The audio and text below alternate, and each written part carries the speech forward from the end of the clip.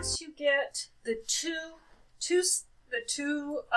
panels of the lining sewn together and the seams pressed open, we want to line them up again with your little windmill configuration. Fold one over the other, and the seams are going to match. You're going to match the seams and start a 1/4 inch from each side. So 1/4 inch in, back stitch, 1/4 inch in on this side, back stitch, and then come back.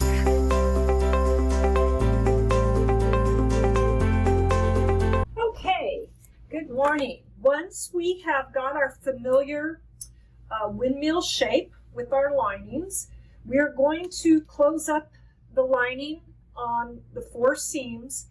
However, the one difference going around on the lining panels is that you have to leave an opening for turning the bag right sides out.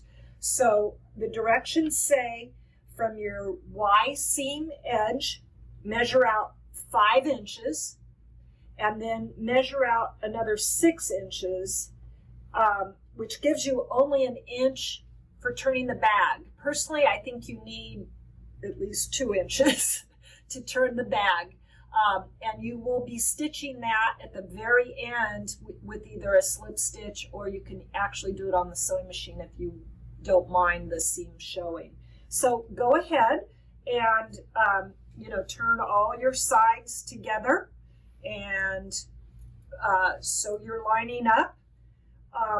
The thing that we'll do, don't forget on the 4th side to leave 1 inch to 2 inch opening so that you can turn the bag. And then once that's done, you'll get a feel for where you want your pockets. We'll attach the handles and the key fob. Okay.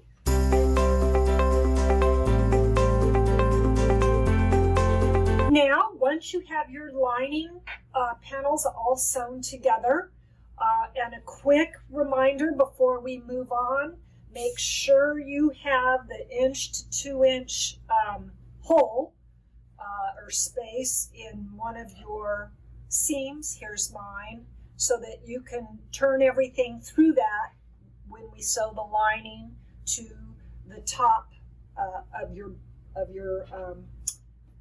bag, your Mondo bag.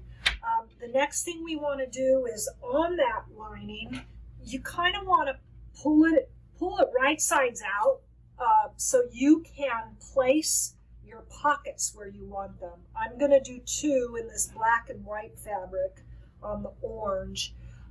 A couple things. So when you made your pocket, you just folded it inside and sewed three sides together, leaving an opening on one of the sides so that you can turn it inside out. So now, once you've pressed it, you've got a nice flat pocket. You need to find that opening where you turned your pocket and make sure that that gets stitched down when here's mine. That goes at the bottom of your pocket. So the stitching, your top stitching, when you sew the pocket on, closes up that opening. So I'm going to put mine, so these would be your 4 corner spots where your handles go. You kind of need to turn it right side out and kind of measure so it makes sure that it's straight, not wonky inside for your pockets. Pin those on. You'll take those to the sewing machine and top stitch around the pockets. Make sure you back stitch at the top of the pocket so you get a nice hold on it. They don't rip off easily. The option is the key fob or the key tab.